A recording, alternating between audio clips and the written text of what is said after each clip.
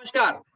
आज 25 जनवरी सन 2022 दिन मंगलवार जिला गौतम बुद्ध नगर तहसील दादरी विकासखंड बिशरख शहर नोएडा की पावन भूमि से मैं मंच संचालक डॉक्टर तुल चौधरी एवं शहर के एनसाइक्लोपीडिया नोएडा और वरिष्ठ पत्रकार आदरणीय विनोद शर्मा जी आप नोएडा खबर.com की ओर से तमाम पाठकों, श्रोताओं, दर्शकों का खैर मकदम, क्रांतिकारी इस्तकबाल और सलाम पेश करते हैं, जिन्होंने आज अपनी गरिमा में उपस्थिति से इस सभा को कृतार्थ अलंकृत किया है।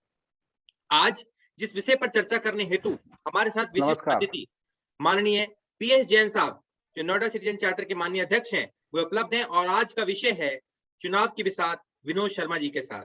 जैसा कि आप जानते हैं कि उत्तर प्रदेश में और अन्य राज्य में भी चुनाव की घोषणा हो चुकी है 8 जनवरी को, और हम आज 25 जनवरी पे खड़े हैं। 10 फरवरी को उसका मतदान होना है। तो आज इसी विषय पर चर्चा करने हेतु हमारे साथ माननीय अध्यक्ष महोदय पीएस जैन साहब उपलब्ध है। मैं निमंत्रण करूंगा आदरणीय विनोद शर्मा जी इस चर्चा को और वार्ता को आगे बढ़ाए। आदरणीय विनोद शर्मा जी। जैन साहब का स्वागत। अतुल जी, आपका बहुत बहुत अभिनंदन, आपने इस मीटिंग में शामिल हुए और हमारे साथ जुड़ रहे हैं। जैन साहब जी शर्मा जी, नमस्कार। नमस्कार। आपको आवाज आ रही है सबकी? हाँ, मुझे आ रही है। हेलो जी शर्मा जी, कंटिन्यू कीजिए। हाँ, आज के इस कार्यक्रम में जो चुनाव का माहौल है, हम जानना चाह रहे हैं कि हर जगह से लोगों का कनेक्टिविटी रहे, और हम ये जानना चाहते हैं कि चुनाव के इस दौर में वो मुद्दे उठने चाहिए जो पब्लिक की नब्ज है, और हम इस परिचर्चा के बहाने जानना चाहते हैं नव जनता की, और ऐसे लोगों से कनेक्ट हो रहे हैं जो लोगों के बीच में रहते हैं। बड़ी अच्छी बात है कि आज हमारे साथ नोएडा सिटीजन फोरम के अध्यक्ष पीएस जैन साहब शामिल हैं, और वो समय समय पर मुद्दे उठाते रहे हैं। सबसे बड़ी खास बात यह है कि वो फोनरवा के संस्थापक सदस्य हैं, जिन्होंने फोनरवा के आइडिया को सबसे पहले नोएडा में लागू किया। इसके बाद उन्होंने एनसीआर की एक एसोसिएशन बनाई, जो एनसीआर की फेडरेशन है, उसके भी अध्यक्ष रहे हैं, और आज की डेट में नोएडा सिटीजन फोरम की स्थापना करके उन्होंने नोएडा के मुद्दों को आगे बढ़ाया है। मैं जैन साहब का इस परिचर्चा में स्वागत करता हूं। और जैन साहब, सबसे पहले मैं ये पूछना चाहता हूं कि आपके पास 2022 के चुनाव के दौरान प्रत्याशी आएंगे, आपके पास कौन से वो डिमांड हैं जो आप प्रत्याशियों के सामने रखेंगे? जी जैन साहब अनम्यूट कर लीजिएगा। जैन साहब अनम्यूट कर लीजिए, अनम्यूट।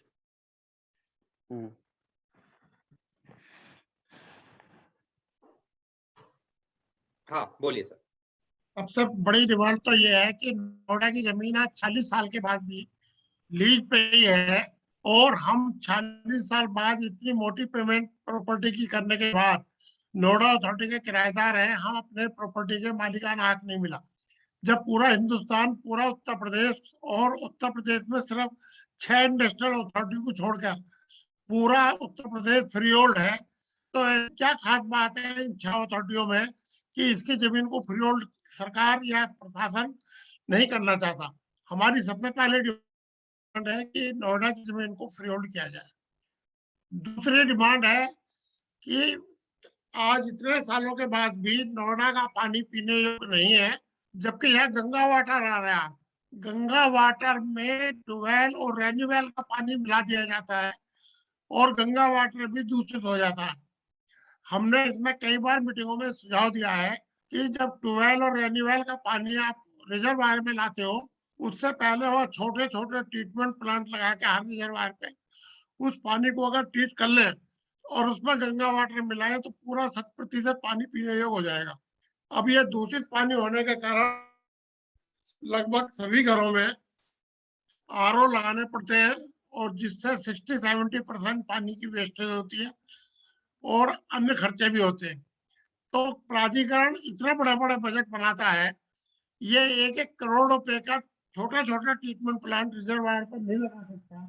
वो मुझसे परे है कि क्यों नहीं अभी तक लगे, जबकि पिछली मीटिंग में इन्होंने हमसे वायदा किया था 1 साल पहले कि 3 महीने में हम इस पर कार्रवाई कर देंगे।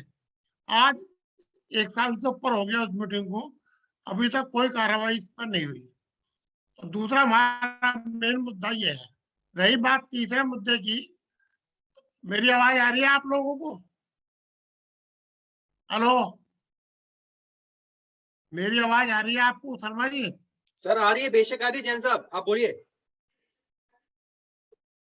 तीसरा मेन मुद्दा है कि जो मल्टी स्टोरी फ्लैट है वहां पर बिल्डर्स द्वारा फ्लैट बायर से मोटे पैसे, लगभग पूरे पैसे ले लिए गए हैं, फिर भी उनको पोजीशन या रजिस्ट्री नहीं हो रही।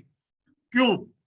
ये प्राधिकरण का बिल्डर के बीच का मामला है कि क्यों बिल्डर ने अभी तक पेमेंट नहीं की, उसमें किसकी नीतियों में गलती रही, कमी रही कि वो उस पर अभी पेमेंट बकाया है। इसमें बायर का क्या दोष है? बायर तो पूरा पेमेंट दे चुका या लगभग 90% पेमेंट दे चुका, वो 10% पेमेंट देने को तैयार है। तो बायर्स को तुरंत पोजीशन मिलनी चाहिए और उनकी रजिस्ट्री भी करनी चाहिए। ये प्राधिकरण और बिल्डर के बीच का मामला है। अगर उनका कुछ बकाया है तो प्राधिकरण बिल्डर आपस में निपटाए, उसके लिए बायर्स क्यों सफर कर रहे हैं? चौथा हमारा मुद्दा है कि नोएडा के अंदर आज तक कोई हेल्थ की फैसिलिटीज, सरकारी हॉस्पिटल तो बना है लेकिन बहुत बढ़िया नहीं हुई, क्यों कुछ भी कारण रहे हैं उसके, लेकिन वो पूरी तरह से प्रैक्टिकली बहुत बढ़िया नहीं है। तो यहाँ एक एम्स का गठन किया जाना चाहिए, जबकि इतनी बड़ी यहाँ नोएडा की पॉपुलेशन है, जिले की पॉपुलेशन है। अब ये छोटे मोटे जिम विम बना के उससे हेल्थ की प्रॉब्लम हल नहीं होती है। तो यहाँ एम्स का गठन किया जाना चाहिए, इसमें सस्ते दरों पर सभी सरकारी सुविधाएं उसके अंदर हेल्थ के संबंध में मिले, ये बहुत जरूरी है। तो पांचवी प्रॉब्लम है कि नोएडा में बहुत सारे प्राइवेट स्कूल तो बन गए हैं, उनके रेट इतने ज्यादा है कि आम आदमी अपने बच्चों को उसमें नहीं पढ़ा सकता। अगर किसी आदमी की तनख्वाह 50-60 हजार रुपए है और उसके 2 बच्चे हैं, तो वो तो पूरी अपनी सैलरी जो है उनको पढ़ाने में निकाल देगा। और सरकारी स्कूलों की इंफ्रास्ट्रक्चर और टेक्नोलॉजी इतनी बढ़िया होनी चाहिए कि लोग उनमें काम पढ़ा सके। दूसरा, प्राइवेट हॉस्पिटल, प्राइवेट स्कूलों के दरों को भी कम किया जाना चाहिए। इन्होंने भी अपना मोनोपोली बना लिया है और सरकार कहती है अगले साल 10% से ज्यादा नहीं बढ़ेंगे। अरे 10% से ज्यादा बढ़ने की जरूरत कहाँ है? पहले ही 300% ज्यादा है। जो उनकी कॉस्ट है, सब ट्रस्ट पे चल रहे हैं, जो उनकी कॉस्ट है, कॉस्ट में 10-20% का प्रॉफिट ले लेना। इतना मोटा प्रॉफिट वो 200-300% ले रहे हैं हर साल। दूसरे साल एक नया स्कूल खड़ा कर देते हैं। तो उनके फीस स्ट्रक्चर पर कंट्रोल होना चाहिए, ये बहुत जरूरी है। ये हमारी मांग है।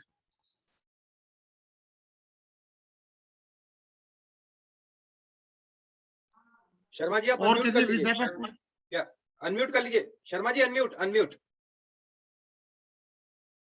हाँ जी जी मेरी आवाज आ रही है ना?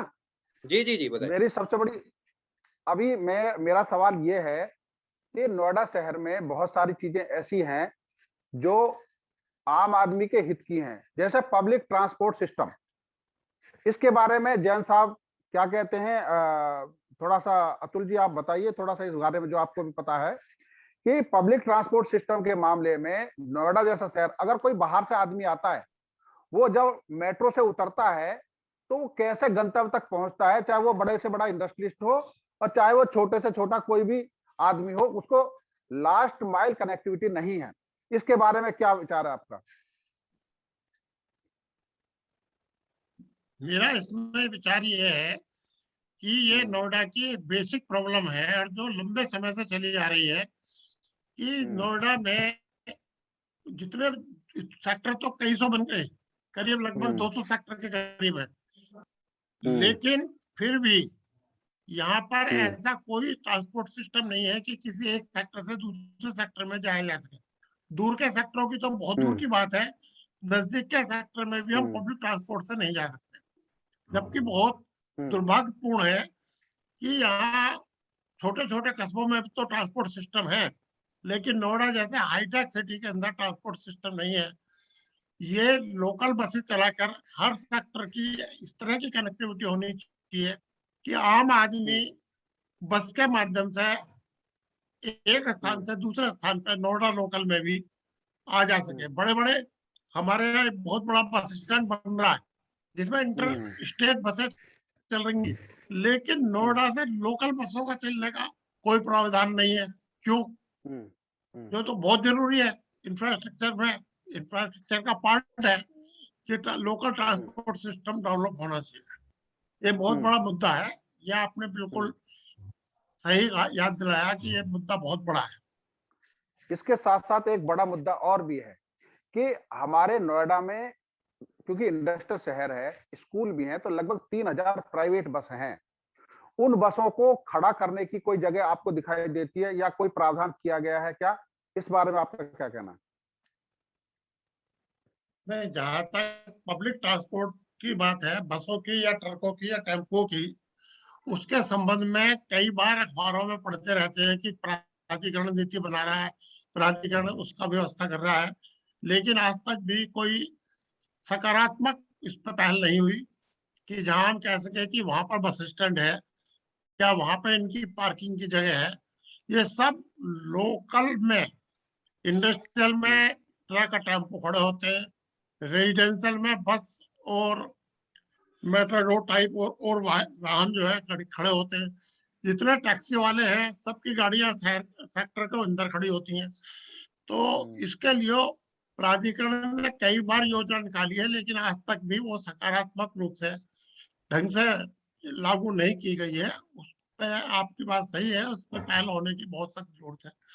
और ये मुझे सुनते हुए करीब 10 साल तो मुझे हो गए कि जी हमने पब्लिक ट्रांसपोर्ट के लिए पार्किंग व्यवस्था बना रहे हैं, लेकिन मैं देखता हूँ कि हर सेक्टर में व्हीकल खड़े रहते हैं।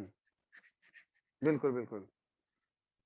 अतुल जी, आपके दिमाग में कोई बात इस तरह की आ रही है जिसमें हम पब्लिक ट्रांसपोर्ट सिस्टम पर फोकस करना चाहते हैं, क्योंकि इसमें पैदल पार करने वाले और फुट ओवर ब्रिज और यू टर्न, ऐसी बहुत सारी समस्या है जिनके ऊपर हम उसको चिंतन करना है, और वो चिंतन एक नीति के रूप में लागू हो और उसको पूरे नोएडा शहर में लागू किया जाए।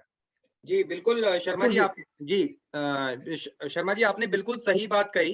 एक्चुअली आज की बैठक में थोड़ी देर भी इसी वजह से हुई कि मैं कुछ नलगड़ा की तरफ गया था, शर्मा जी जानते हैं, और वहां से मैं आया तो मेरे पास मेट्रो की कनेक्टिविटी, लास्ट माइल कनेक्टिविटी की जो शर्मा जी ने बात की वो नहीं थी, और मुझे गाड़ी में आना पड़ा, इसलिए 15 मिनट थोड़ी बैठक देर हुई। तो ऐसे कहीं और आपातकालीन देर ना हो जाए, किसी को अस्पताल जाना पड़ सकता है, किसी को गर्भवती को अस्पताल जाना पड़ सकता है, तो इस केस में जैन साहब मैं आपसे निवेदन करूंगा कि हमारे जो फुट ओवर ब्रिज बने, जो हमारी एक्वा लाइन जो है, क्योंकि नलगड़ा से जो मेट्रो चल रही है वो एक्वा लाइन है जिसकी कोई कनेक्टिविटी नहीं है दिल्ली मेट्रो से, तो ये एक बहुत बड़ी समस्या है। और इसमें जो अंडरपास हमारा बन रहा है, जो एक रजनीगंधा में है, एलिवेटेड रोड जो है, जो 51 और 71 वाला जो अंडरपास है वो तो बन गया, लेकिन जो आपका एलिवेटेड रोड है, जो आपकी डीएससी दादरी सूरजपुर छलेरा भंगेल वाली रोड की बात कर रहा हूं, जिसका कि टारगेट डेट दिसंबर 2021 था, आज हम जनवरी 2022 में खड़े हैं, और इसकी टारगेट डेट अब दिसंबर 2022 तक बढ़ा दिया गया है। तो इस पर आपका जैन साहब क्या कहना है? Over to you sir. मेरा कहना यही है कि जब प्राधिकरण कोई भी टेंडर निकालता है, उस पर नीति बनाता है, तो उसकी बाद में जो डेट बढ़ाई जाती है वो बहुत गलत है। एक तो जब वो कंस्ट्रक्शन का काम चलता है तो सड़क बाधित हो जाती है, आम पब्लिक को निकलने पड़ने में और वाहनों के आने जाने में उस रोड पर बड़ी दिक्कत होती है। दूसरा, डिले होने की वजह से फिर बाद में उसकी कॉस्ट बढ़ा दी जाती है, और वो कॉस्ट का बर्डन कहने के लिए प्राधिकरण पर पड़ता है, लेकिन प्राधिकरण पर नहीं पड़ता, वो आम जनता पर पड़ता है। प्राधिकरण का जो पैसा है वो आम जनता का पैसा है, प्राधिकरण को बाहर से कहीं से पैसा नहीं मिलता। तो ये इंजीनियर लोगों को और प्राधिकरण के अधिकारियों को प्लानिंग करके ऐसा काम करना चाहिए कि जो भी हमारे इंफ्रास्ट्रक्चर के कंस्ट्रक्शन का काम है वो एक शेड्यूल टाइम में हो, और उस पर डे टू डे बात रखा जाए कि अब इतना टाइम निकल गया है, कितना काम हमारा हो गया, कितना काम बाकी है, अब कितना काम बाकी है, जिससे कि वो निर्धारित शेड्यूल पीरियड के अंदर वो काम पूरा हो सके। ये बहुत जरूरी है। जैन साहब, आजकल हम पिछले क्योंकि 3 साल से कनेक्टिविटी ना होना, हम 4 साल से एक मुद्दा सुन रहे हैं लोकल बॉडी का। नोएडा में लोकल बॉडी होनी चाहिए, किस तरह की हो, उसके बारे में आप लोगों को क्या विचार है?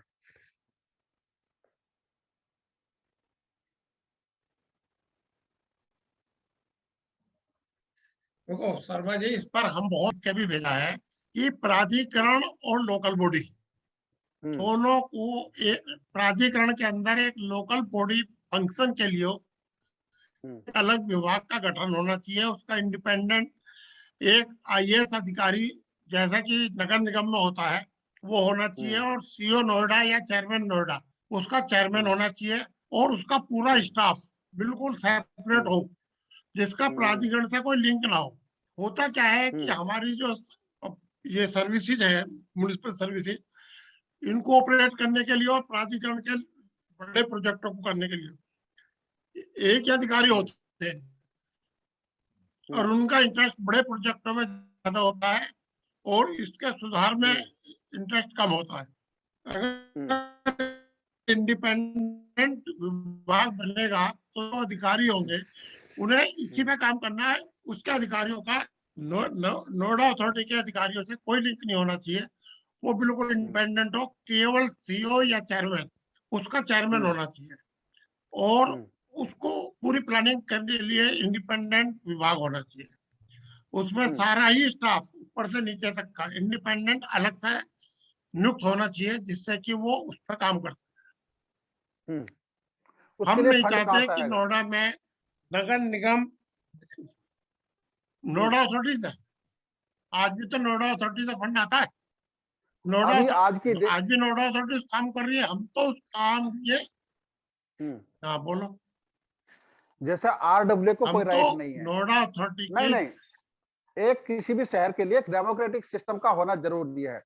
जो पब्लिक से लिए जा रहा है, अब सैनिटेशन के नाम पे, सफाई के नाम पे एक एजेंसी नियुक्त कर दी, वो पैसे ले रही है। जबकि जो चीजें एक लोकल डेमोक्रेटिक सिस्टम होता है, जिसमें हर आदमी को एक डेमोक्रेटिक तरीके से बाकायदा एक बॉडी हो, उसकी सलाह पर पूरे शहर का संचालन होना चाहिए, लेकिन ऐसा नहीं हो पा रहा है। वो डेमोक्रेटिक गांव की पंचायतें खत्म कर दी गई। सुनो, आपकी बात अपनी गांव की पंचायतें समाप्त कर दी गई, और आरडब्ल्यू को कोई वैधानिक मान्यता नहीं है। इसलिए कोई किसी तरह का जो खर्च जहां होना है, पता चला कि बजट में से कुछ खर्च कर दिया गोल्फ कोर्स में, जो कि जरूरत नहीं थी। जो जनता की जरूरत है वो कैसे खर्च होगी? तो जहां तक ये है कि उसके अंदर पब्लिक से जानकारी लेकर ही करना चाहिए। ये संविधान में ऑलरेडी अमेंडमेंट हो चुका है कि जो भी प्लानिंग की जाए वो लोकल बॉडी या लोकल लोगों से, मोहल्ला समितियों से, वार्डों से, इनसे बात करके लिया जाना चाहिए। हमारा इस पर सुझाव ये है कि नोएडा के विभिन्न क्षेत्रों से कुछ लोगों को एक नॉमिनेट करके एक सलाहकार बोर्ड बनाया जाना चाहिए। उसकी सलाह पे काम करना चाहिए। जिस तरह नई दिल्ली नगर निगम है, हम नई दिल्ली नगर निगम का पैटर्न नोएडा के अंदर चाहते हैं।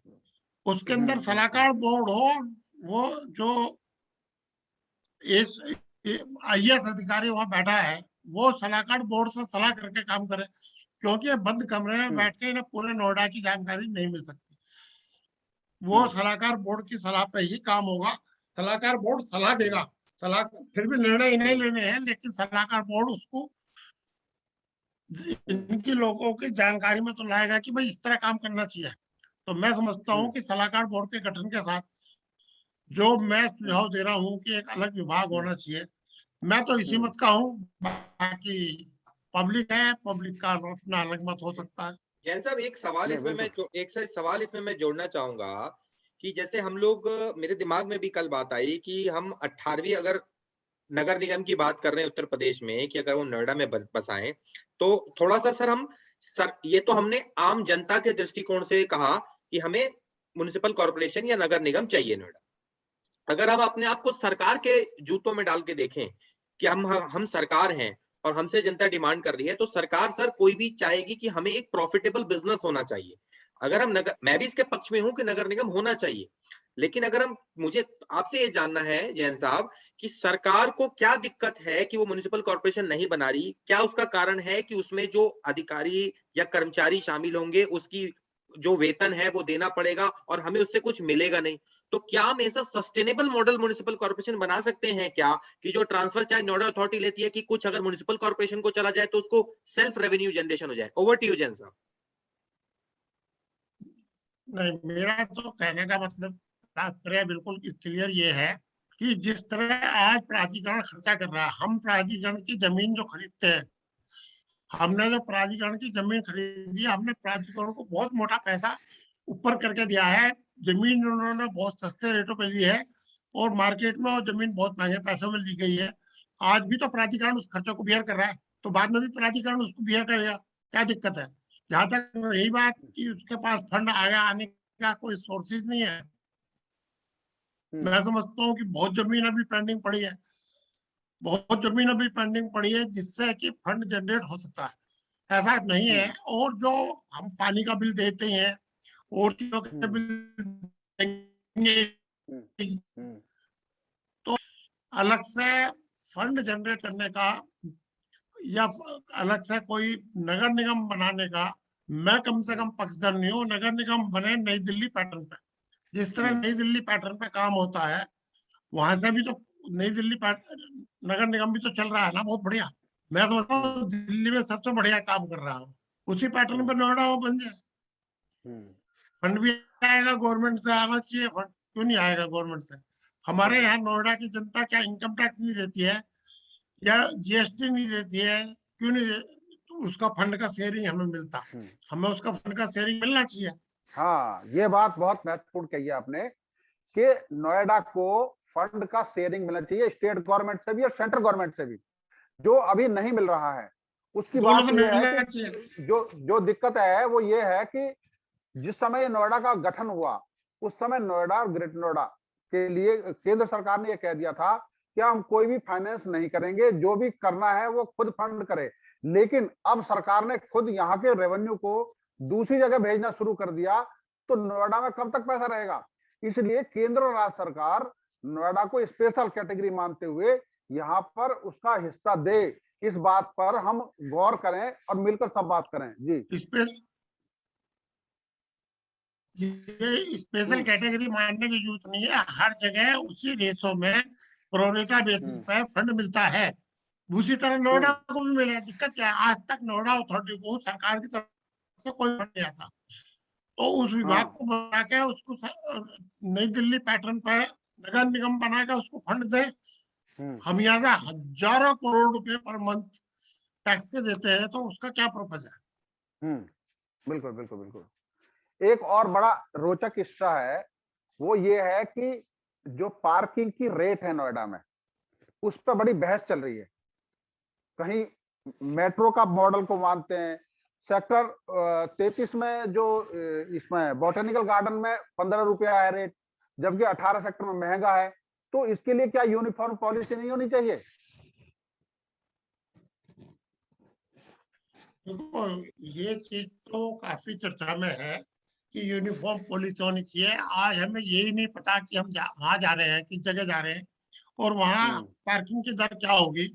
अगर हमारी गाड़ी वहां 2 घंटे खड़ी होगी तो हमें कितने पैसे देने पड़ेंगे? जरूरी नहीं है कि मेरी जेब में 200 रुपये हो कि मैं 2 घंटे के 200 रुपये का पेमेंट करूं। तो ये तो बिल्कुल सही है कि आम जनता को इजीली ये पता होना चाहिए कि कहाँ पूरे नोएडा में पार्किंग की दर क्या है, और एक समान ही पार्किंग की दर होनी चाहिए। जो ये ठेका पद्धति पे पार्किंग के ठेके दिए जाते हैं और उन लोगों को मोनोपोली करने का मौका दे दिया जाता है, जैसे कि मल्टी पार्किंग है 18 सेक्टर में, उसके रेट अलग है। वहां जो ग्राउंड पर पार्किंग है उसके रेट अलग है। मैं कहता हूँ पार्किंग उस जगह पर हो जिसको ऑथराइज करे, उससे अलावा ना हो, लेकिन रेट बिल्कुल यूनिफॉर्म होने चाहिए, इसमें दो राय नहीं है। और शहर के अंदर बहुत सारी ऐसी जगह है कि जहाँ इलीगल पार्किंग चल रही है, उनको रोकना चाहिए। नहीं, क्या पार्किंग तो एक फैसिलिटी है या जरूरत है? आज की डेट में जरूरत है, उसका कारोबार नहीं बनाया जाना चाहिए। आप जाते हैं दिल्ली के उसमें लोधी कॉम्प्लेक्स में जो अपना कॉन्फ्रेंस वगैरह होती है, इंडिया इंडिया हेरिटेज सेंटर में, वहां पर कोई भी चार्ज नहीं लिया जाता पार्किंग का। तो नोएडा को पार्किंग के लिए चार्ज के लिए क्यों? ये तो एक आपने उसका एफआईआर बढ़ाया, लोगों से फायदा उठाया, जब वहां भीड़ बढ़ी तो आपने उसको रेट, उसको कारोबार में कन्वर्ट कर दिया, जबकि ये एक जरूरत है। पार्किंग जरूरत है, ये कारोबार नहीं है। इसको फैसिलिटी के रूप में दिया जाना चाहिए। देखो, मेरा मानना ये है कि फैसिलिटी के साथ साथ उसको प्रॉपरली मैनेज भी करने की जरूरत है, और मैनेज करने के लिए वहां लोगों के होने पर पार्किंग चार्ज लगना एक रीजनेबल, तो फिर भी अफोर्डेबल है। अनरीजनेबल चार्ज नहीं लगना चाहिए, क्योंकि पार्किंग को प्रॉपर अगर मैनेज नहीं किया जाएगा तो पार्किंग के नाम पे लोग भी बहुत ज्यादा वहां गाड़ियों की पार्किंग कर देंगे और रास्ता को घेर लेंगे। लेकिन उसके दरें बहुत कम होनी चाहिए कि 3 घंटे के लिए 15-20 रुपए ले लें। लेकिन ये का मतलब है कि हर 1 घंटे का ये है, हर आधा घंटे के बाद इतना, ये तो बहुत ज्यादा है, तो पैनल है।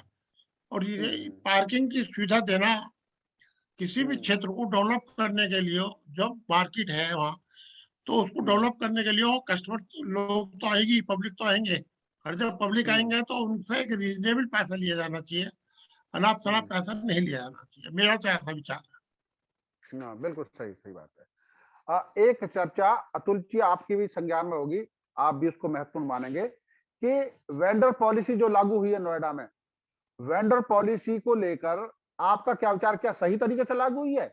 क्या उसमें भ्रष्टाचार नहीं है? आप बताएं। जी पंडित जी, शायद आपने जो एक शब्द का प्रयोग किया है भ्रष्टाचार, वो मैं या आप या आदरणीय पीएस जैन साहब तो छोड़िए, भारत के सर्वोच्च न्यायालय ने भी अपने वक्तव्य में अभी हाल फिलहाल में ही एक सुपरटेक के केस में, आम्रपाली के केस में भी कहा है कि ऊपर से नीचे तक नोएडा प्राधिकरण भ्रष्टाचार में डूबा हुआ है।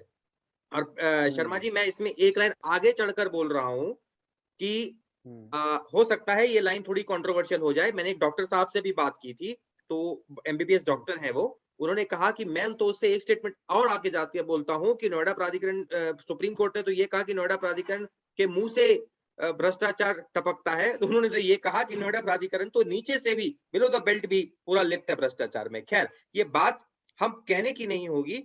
आपने वेंडर पॉलिसी की बात की है। नोएडा में सर 10 वर्क सर्कल है, वर्क सर्कल 1 से लेके वर्क सर्कल 10 तक सभी वेंडर पॉलिसीज इन्होंने नोएडा इंदिरा गांधी कला के ऑडिटोरियम में इसकी ओएसडी साहब इंदु प्रकाश सिंह जी ने निकाला और उस पर्चियां निकली और जिनको लिखा। लेकिन उसके बावजूद भी हम आसपास अपने शहर में देख रहे हैं कि रेडी पटरी वाले, जो हमारी शहर की स्वच्छता है, जो हम चौथी रैंक इस बार लेकर आए हैं 2021 की रैंकिंग में, उस सब को वो बिगाड़ रहे हैं। देखिए सर, शिक्षा की कमी के होने के कारण वे सब अपना कूड़ा कचरा वहीं फेंक देते हैं, लेकिन हम उनको ये नहीं कह रहे कि आप यहाँ पे रेडी मत लगाइए, क्योंकि उनकी भी रोजी रोटी का सवाल है। लेकिन जो निर्धारित जगह उनको आवंटित की गई है, जो प्रॉपर नहीं है, क्योंकि उनकी डिमांड ये है कि सर हमें एक ऐसी जगह दी जाए जहां पर ज्यादा कमर्शियल एक्टिविटी हो सके। अब आपको अगर नलगड़ा में दे दें वेंडर पॉलिसी, तो वहां तो अभी कोई सेक्टर ही बसा हुआ नहीं है, तो वहां पर ये चीज नहीं होगा। तो जैन साहब, आपका इस पर क्या कहना है? और सर, अब हमारे पास मात्र 7 से 8 मिनट बचे हैं इस टाइम को ओवर होने में। ओवर टू यू जैन साहब।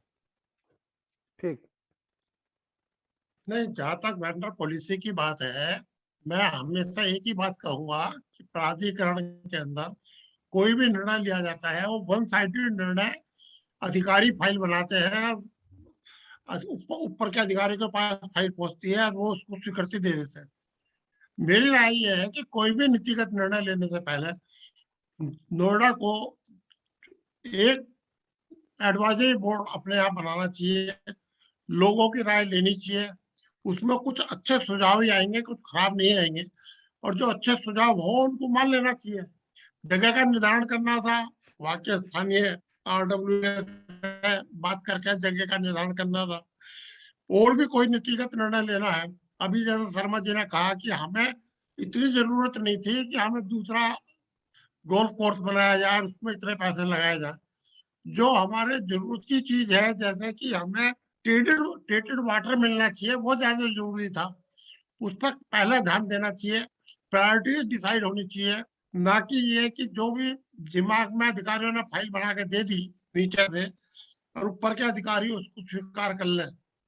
अगर उस पर कोई एक एडवाइजरी बोर्ड हो, यहाँ तो जनप्रतिनिधियों का बोर्ड भी नहीं है और पब्लिक का बोर्ड तो बहुत दूर की बात है, जो अगर सलाहकार बोर्ड हो और उससे सलाह करके कोई काम किया जाए तो मैं समझता हूँ कि उसमें कुछ अच्छा ही होगा, खराब नहीं होगा। और सलाह को मानना ना मानना तो उच्च अधिकारियों का काम है, लेकिन सलाह पे विचार तो हो जाए। बिल्कुल। आज की चर्चा में एक महत्वपूर्ण पॉइंट मैं आपको बता रहा हूं कि रजनीगंधा से सेक्टर 56 तक एलिवेटेड रोड बनना था 2015 में। शिलान्यास का पत्थर लगा है 12/22 के चौराहे पर। उस पर आज तक अमल नहीं हुआ, जबकि वो डीएनडी से दिल्ली से सीधे कनेक्टेड रोड है, जिसको ट्रांसपोर्ट सिस्टम बेहतर हो सकता था। यही नहीं, उसके बाद उन्होंने कोई यूटर्न नहीं बनाए, सारे चौराहों पर बत्ती है, लोग रुकते हैं। एक तरफ आप अगर रजनीगंधा पार करेंगे, अंडरपास के पास आप धौलकुआ तक चले जाइए, आपको कोई भी सिग्नल नहीं मिलेगा और कहीं जाम नहीं मिलेगा। ये जो खामी है, इसको कौन दूर करेगा? ये तो प्राधिकरण की ही जिम्मेदारी है। मैंने कहा ना कि सलाहकार बोर्ड यहाँ पब्लिक से होना चाहिए ताकि वो अपनी राय दे सके। यहाँ कोई सलाहकार की जरूरत नहीं है, ना कोई सलाह की जरूरत है। यहाँ तो जो लोग ये करते हैं, जैसे मैं आपको बताऊं, एलिवेटेड रोड के ऊपर लो राइज बैरियर लगा था, उसका टेंडर हुआ, वो बना, लग गया, एक दिन चला, अगले दिन उसे उतार दिया। हमने संबंधित अधिकारी से पूछा कि भाई ये क्यों हटाया गया, तो हमें जवाब मिला जी पुलिस अधिकारियों के और जन आरडब्ल्यू के लोगों के साथ एक मीटिंग की गई थी, उन्होंने का सुझाव था कि इसे हटा दिया जाए। तो हमने पुलिस अधिकारियों से रिक्वेस्ट की कि भाई इसको तो बनाना चाहिए था। उन्होंने कहा कि दिखा दो, हमने कब मना करा कि यार इसे हटा दो, हमने तो नहीं कहा कि इसे हटा दो। अगर इनके पास हमने इनसे मिनट्स मांगी, इन्होंने कोई मिनट्स नहीं दी कि भाई जिसमें भी निर्णय हुआ। जब बनाया गया था पुलिस अधिकारियों की ट्रैफिक के एसपी, तत्कालीन एसपी की रिकमेंडेशन पर, तो हटा क्यों दिया अपना? ये तरीका गलत है। क्यों कि एलिवेटेड रोड पे हैवी ट्रैफिक, मैं इस बात पर नहीं जा रहा कि उसकी गुणवत्ता क्या है, वो तो बात का विषय है। हैवी ट्रैफिक के लिए और नीचे की सड़कें बहुत पर्याप्त मात्रा में चौड़ी है, तो हैवी ट्रैफिक नीचे चलना चाहिए, छोटे ट्रैफिक ऊपर चलना चाहिए। अब ये बड़े व्हीकल अगर वहां हॉर्न बजाते हैं या तेज चलाते हैं तो छोटे व्हीकल, कम से विशेषकर टू व्हीलर, डगमगा जाते हैं, चोट लग जाती है, गिर जाते हैं। तो बड़े व्हीकलों को नीचे क्यों नहीं चलाया जा सकता? क्या आपत्ति है इसमें? जब मैंने प्राधिकरण के अधिकारियों ने कहा कि बोला हमने तो रिकमेंड किया जी, किसी ने वो फिर दोबारा उसको कहा कि इंजन नहीं लगना चाहिए। भाई किसने कहा उस फाइल की, हमें ऑर्डर की फाइल की कॉपी दे दो, हमने आरटीआई में मांगी नहीं थी, सिर्फ एक लेटर आ गया कि ये इसी तरह लोगों की सलाह पे हटाया गया था। भाई बता तो दो किस लोगों की सलाह थी, कोई मिनट्स तो बनाई होगी तुमने, कोई मीटिंग करी होगी, कुछ नहीं, बस हमने उनकी सलाह पे हटाया गया। ये तरीका है काम करने का। अच्छा, एक जबकि मुद्दा हमारे मुख्य कार्यपालक अधिकारी बहुत अच्छा काम, एक मिनट, हमारे मुख्य कार्यपालक अधिकारी बहुत अच्छा काम कर रही है और उनके आने के बाद शहर में बहुत सुधार भी हुआ है। लेकिन नीचे के अधिकारी अपनी फाइल बना बना के जो ऊपर भेज कर उनको गुमराह या गलत चीज प्रेजेंट करते हैं, तो वो भी जरूरी कहाँ तक हर जगह जाके मौके पे देखेंगे? तो ये तो हमारे अधिकारियों की बात है। अगर उस लेवल पे एक सलाहकार बोर्ड हो और उससे सलाह लेकर कोई चीज बनाई जाए, तो मैं समझता हूँ कि गलत काम या ऐसे काम जिससे पब्लिक को दिक्कत होती है वो कम होंगे और पब्लिक की सुविधा वाले काम ज्यादा हो पाएंगे। एक मुद्दा और है जो जिस पर मैं आपकी राय चाहूंगा कि जब नोएडा में रोडवेज की बसें नहीं चली थी, उससे पहले पूरे नोएडा में डीटीसी की बसों का प्रावधान था और डीटीसी की बसें जब चलती थी तो वो पूरे नोएडा को कवर करती थी। पिछले 10-12 साल से जब से यूपी रोडवेज की बसें चली हैं, डीटीसी की बस सेवाओं पर कोई समीक्षा नहीं हुई। उनके रूट जो चल रहे हैं उनको कहां तक बढ़ाया जा सकता है, उनका फायदा नोएडा शहर उठा सकता है, उस बारे में कभी नोएडा अथॉरिटी या जिला प्रशासन ने या जो यहाँ की आरडब्ल्यू स्थानीय में सबकी बात कर रहा हूँ, इस मुद्दे पर कभी चर्चा नहीं की कि डीटीसी की जो मौजूदा बस सर्विस है उनका बेनिफिट आम और जगह तक कितना पहुंच सकता है। जैसे सेक्टर 67 तक डीटीसी की बस सेवा का लास्ट स्टॉप बना दिया जाए, या जो बस स्टॉप जहां तक है उनको और आगे बढ़ा दिया जाए, ताकि डीटीसी की बस सेवा का अधिक से अधिक लोगों को फायदा उठा सकें। इसके बारे में आपका क्या कहना है? जैन साहब सिर्फ 50 सेकंड में आपसे जवाब लेना चाहेंगे, क्योंकि अगले 2 मिनट में शो एंड हो जाएगा, क्योंकि टाइमर उसमें लगा हुआ है। 50 सेकंड में सर आंसर जैन साहब। नहीं, इसमें मैं समझता हूँ कि जब नोएडा ने एक लोकल बस सर्विस का डेवलप किया था, उसके बाद उन्होंने डीटीसी की बस सर्विस पे कोई ध्यान नहीं दिया, और लोकल बस सर्विस का जो प्लानिंग की गई थी वो कामयाब नहीं हुई। तो उसके बाद या तो उसे कामयाब करते, अब वो नहीं कर सकते थे, तो डीटीसी की बसों को बढ़ाना चाहिए, उस पर विचार करना चाहिए। तो ये फिर वही बात है कि प्लानिंग की कमी है। इसे मैं प्लानिंग की कमी कहूंगा, या तो अपनी लोकल बस सर्विस बढ़ाते और उसे इस तरह की करते कि सारे सेक्टरों को कनेक्टिविटी मिलती, और नहीं तो डीटीसी की बस चल रही थी, उन्हीं को बढ़ा देते। तो हमारा मुख्य उद्देश्य आज की चर्चा का यही था कि जिनमें जो अनछुए बिंदु हैं उन पर चर्चा हो और वो जनप्रतिनिधियों के सामने तक जाए और उस पर बहस हो। यही हमारा आज का उद्देश्य था। और अब मैं आपसे केवल 3 बात पूछूंगा। 3 ऐसे बड़े पॉइंट बताइए जो 2022 के चुनाव के बाद आप चाहेंगे इस शहर में वो हल हों।